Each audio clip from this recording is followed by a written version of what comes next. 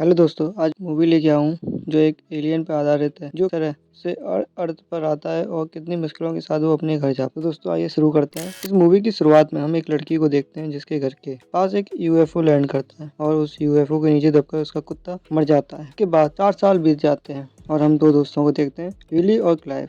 ये दोनों दोस्त इंग्लैंड से अमेरिका आए थे क्योंकि यहाँ पर एक बहुत बड़ा कॉमिकॉन नाम का इवेंट हो रहा था। इस इवेंट में सभी सुपर हीरोज और एलियंस के खिलौने मिला करते थे, जहाँ उनकी मुलाकात एक famous book writer Adam shadow child से होती है। क्लाइव उन्हें अपनी लिखी हुई किताब दिखाती, लेकिन एडम को उन दोनों में कोई इंटरेस्ट नहीं है। वह उन्हें आगे जाने को कहता है। कॉमिकॉन तो उन्होंने देख लिया, पर वह अब एरिया 51 देखना चाहते थे। दरअसल ऐसा माना जाता है कि वहाँ पर एलियंस रहते हैं। वह वहाँ से कई किलोमीटर दूर थे, इसलिए वह एक वैन किराए पर लेते हैं। काफी दूर तक ड्राइव करने के बाद वह एक रेस्टोरेंट में कुछ खाने के लिए रुकते हैं। इसी बीच क्लाइव वैली को एक चुटकुला सुनाता है। जब वैली जोर से हंस रहा होता है तो तभी वहाँ पर दो लोग आते हैं। उन्हें लगता है वैली उनके ऊपर हंस रहा है, इसलिए वह उसे मारने की धमकी देते हैं। यह सुनकर वे दोनों वहाँ से भागने लगते हैं, पर जाते वक्त क्लाइव गलती से उनकी कार को ठोक देता है। रात के समय जब वह एरिया 51 की ओर जा रहे थे तो कोई उनका पीछा करता है। उन्हें लगा यह वही होटल वाले गुंडे हैं, लेकिन तभी उसकी कार का एक्सीडेंट हो जाता है। वो उस कार को देखने जाते हैं, पर वहाँ पर कोई नहीं था। तभी उन्हें अंधेरे से किसी की आवाज आती है।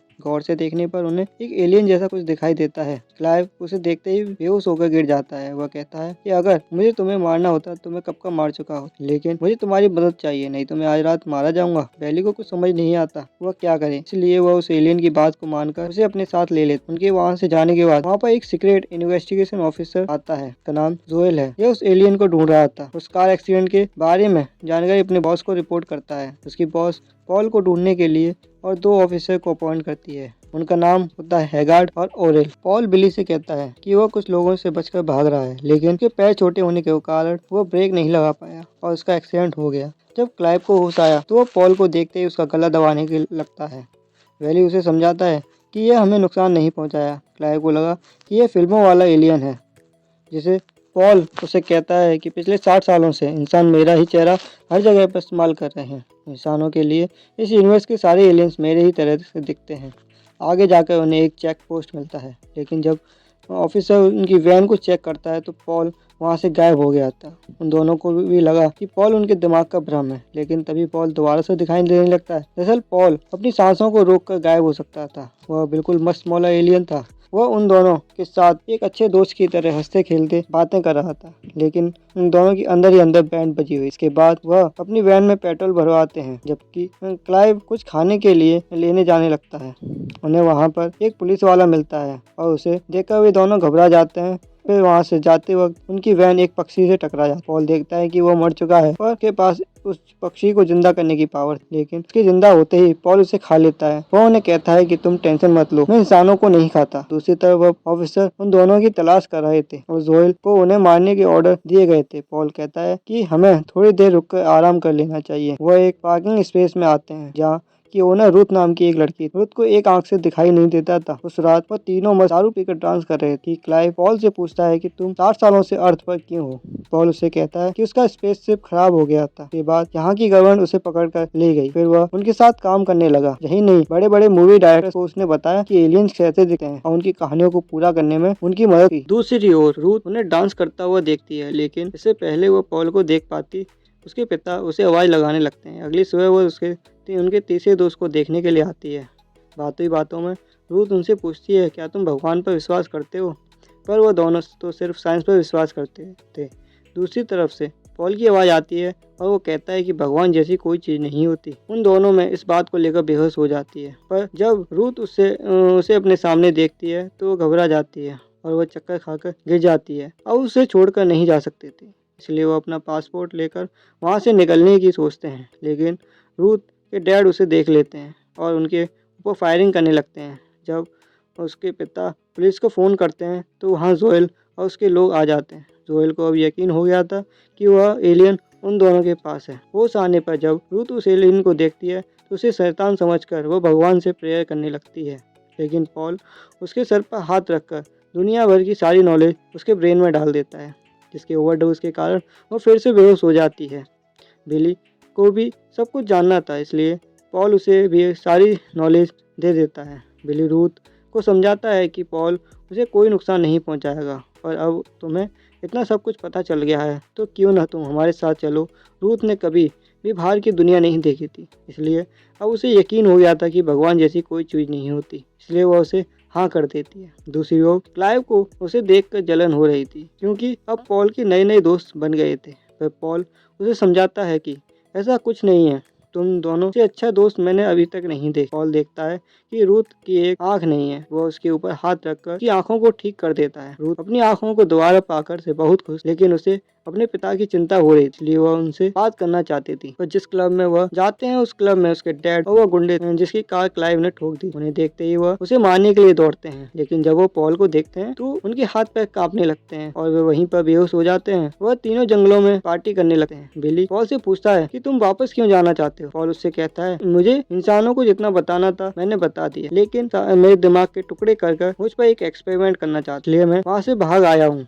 जब सवेरे उन तीनों की आंखें खुलती हैं तो अब वह सब देखते हैं कि मेन रोड पर तो बहुत सारे लोग हैं। उनकी वैन उस रोड की दूसरी तरफ खड़ी थी, इसलिए वह पॉल को एक कस्टूम पहनाकर वैन की ओर जाने लगा। तभी क्लाइव को एक शॉप के अंदर एक तलवार दिखाई देती है और वह उसे खरीदने की जिद करने लगता है। बिली उसे समझाता है यह सही टाइम नहीं है, लेकिन उसे शायद ये इतने डिस्काउंट में नहीं मिल पाता। दूसरी ओर पॉल वहाँ के एक लड़के से मिलता है तो पॉल को देखकर वो बिल्कुल भी नहीं डरता। दूसरी ओर जोएल उनकी वैन के पास आ जाता है, पर वह रूथ को बिना चश्मे के नहीं पहचान पाता। लेकिन बदकिस्मती से उस स्टोर में ओरेल भी था और पॉल उसके सामने एक स्टैचू बनने की एक्टिंग करता है, पर जल्दी ही वह पकड़ा जाता है। वह तीनों वहाँ से भाग जाते हैं। जोएल और हैगार्ड के बीच बहस होने लगती है, क्योंकि उन्हें बताया नहीं गया था कि वह एक एलियन को ढूंढ रहे हैं।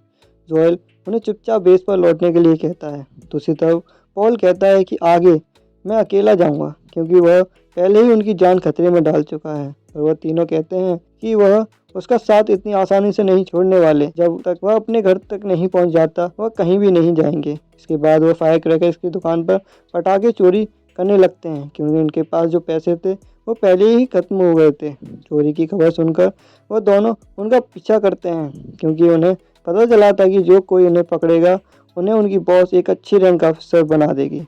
पॉल उसी जगह पर आ जाता है जहाँ पर पहली बार क्रैश किया था। वो उस छोटी बच्ची से मिलने आया था जिसने 60 साल पहले उसकी जान बचाई। उसका नाम तारा है। जब वो पॉल को देखती है तो उसे अपनी आंखों पर विश्वास नहीं होता, पर वह उस पर बहुत ज्यादा गुस्सा थी, क्योंकि उसके जाने के बाद किसी ने भी उसकी बातों पर यकीन नहीं किया था कि उसने सच में एक एलियन देखा था। उसके आसपास के लोग उसे पागल समझने लगे थे। पॉल उससे माफी मांगता है और उसे उसका टेडी वापस लौटा देता है, पर बातों ही बातों में तारा गैस को ऑफ करना भूल जाती है। तभी हैगार्ड उसके घर में तोड़फोड़ करके घुसने की कोशिश करता है। जोएल उसके सामने बंदूक लेकर खड़ा। पॉल उसे अपनी पावर से बेहोश कर देते ही हैगार्ड को मारकर गिरा देता है। ओरेल उनके ऊपर गोली चलाने वाला, लेकिन वह सिलेंडर के बगल में ही खड़ा था, जिसकी वजह से वहाँ पर जोरदार धमाका हो जाता है और वो मर जाता है। वह भाग रहे थे, लेकिन हैगार्ड और रूथ के डैड उनका पीछा कर रहे थे।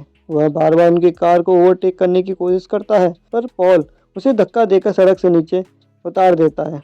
वो पॉल को गोली मारने ही वाला था कि तभी सड़क खत्म हो जाती है और वह खाई में नीचे गिर जाता है और वह मर जाता है। जोएल की बॉस कहती है कि तुम पॉल को नहीं पकड़ पा रहे, इसलिए मैं वहां पर अपनी टीम भेज रही हूँ। पॉल जंगलों के बीच बहुत सारे रॉकेट जलाने लगता है और वहां पर उनके स्पेसशिप आने का इंतजार करने लगता है। कुछ ही देर में उन्हें पीले रंग की चमकीली रोशनी दिखाई देती है, लेकिन यह पॉल की स्पेसशिप नहीं थी, बल्कि उनकी आर्मी थी, जो जोएल की बॉस पॉल को सरेंडर करने के लिए कहती है। लेकिन तभी वहाँ पर जोएल आता है और वह अपने ही लोगों पर शूट करने लगा, क्योंकि वह पॉल का दोस्त था और इतने समय से वह पॉल की घर पर जाने में मदद कर रहा है। उसके बॉस उसे गोली मार देती है। क्लाइव उसे मारने के लिए अपनी तलवार निकालता है, पर वो मयान से निकलकर उड़ जाती है। उनके बीच बहुत ज्यादा हाथापाई होती है। तारा उसकी बॉस को पंच मारकर गिरा देती है।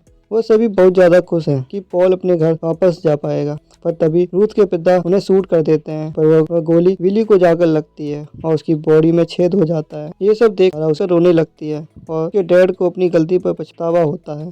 लेकिन फिर पॉल वेली को जिंदा करने की कोशिश करता है और उसका सारा घाव पॉल के शरीर पर ट्रांसफर हो जाता है। उसके ठीक होते ही पॉल दूर जाकर गिरता है। ऐसा लगता है कि पॉल मर गया है, लेकिन ऐसा नहीं होता। वो दोबारा से ठीक हो जाता है और जोएल की बॉस उसे मारने के लिए दोबारा से के ऊपर गन पॉइंट करती है, लेकिन तभी स्पेसशिप उसके ऊपर लैंड कर जाता है और वो मर जाती है। इसके बाद वो एक दूसरे को गुड बाय कहते हैं। पॉल दोबारा से अपने प्लेनेट पर जाने लगता है और वह तारा को भी अपने साथ आने के लिए कहता है, क्योंकि तारा का यहाँ पर कोई नहीं था, इसलिए वह भी पॉल के साथ जाने के लिए तैयार हो जाती है। इसके 2 साल बाद हम उन्हें दोबारा से कॉर्न फेस्टिवल में देखते हैं, लेकिन इस बार वह कोई टूरिस्ट नहीं बल्कि गेस्ट बनकर आए थे, क्योंकि उनकी लिखी हुई कॉमिक बुक बहुत ज़्यादा फेमस हो गई थी। उनकी फैन की भीड़ में हम ऑयल को देखते हैं, जो अभी भी जिंदा था। वह भी भीड़ के बीच से उन्हें आवाज़ लगाता है और यह मूवी यहीं पर ख़त्म हो जाती है। आपको पॉल की कहानी कैसी लगी हमें कमेंट करके ज़रूर बताएं